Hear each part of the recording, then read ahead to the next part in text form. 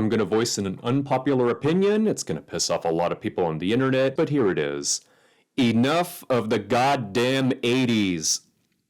The 80s are everywhere. Every TV show, every movie, every franchise that either came from the 80s or for some reason has 80s nostalgia shoehorned into it for no reason.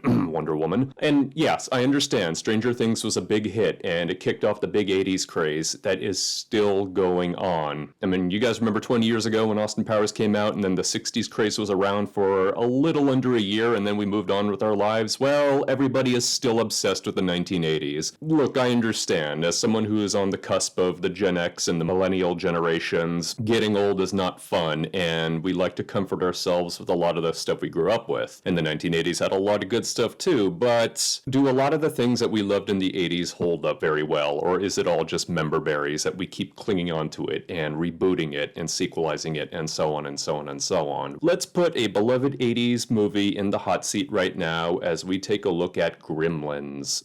My opinion on Gremlins, and everybody is just waiting to hear whether or not I like it or not, because if I say I don't like it, everyone's going to stop this video and unsubscribe, and if I say I do like it, they'll be like, phew! Well, my opinion is, yes, Gremlins holds up very well. It's a good movie.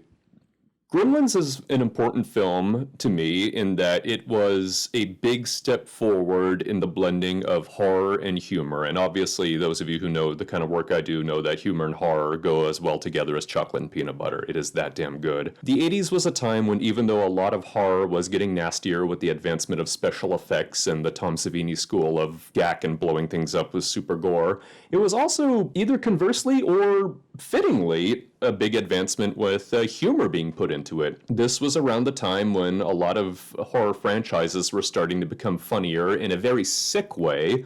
Sickly funny, I should say, and well, that all depends on what you think is funny or not. You look at the difference between Evil Dead and Evil Dead 2. You look at the way Freddy Krueger was becoming more comical with each subsequent film. And I think a big part of that was the success of Gremlins and the effectiveness of Gremlins. Gremlins had a lot of imitators, either in concept or in tone, and the tone, of course, being screams and laughter put together. Gremlins is, for the most part, it's a very funny movie. There are a few bits that don't really work quite as well. I'm thinking in particular about the inventor dad and his endless run-on scenes. Now let's say you're in the public toilet and you want to have sex with a stranger, but you forgot to bring the anal lube. The answer? The bathroom buddy.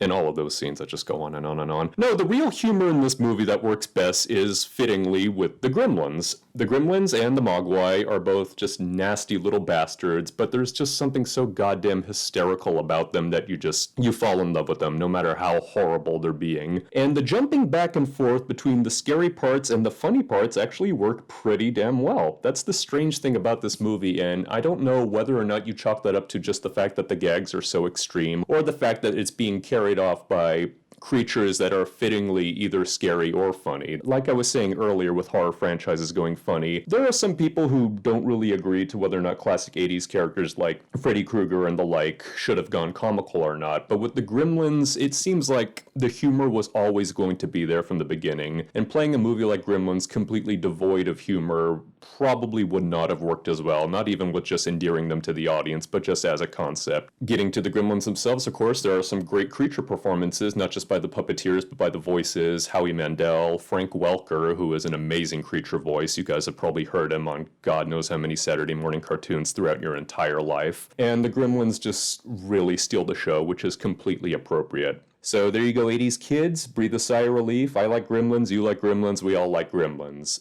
However, there is another movie which I think did it much, much better, that blended the humor and the horror so effectively that it kind of leaves Gremlins behind.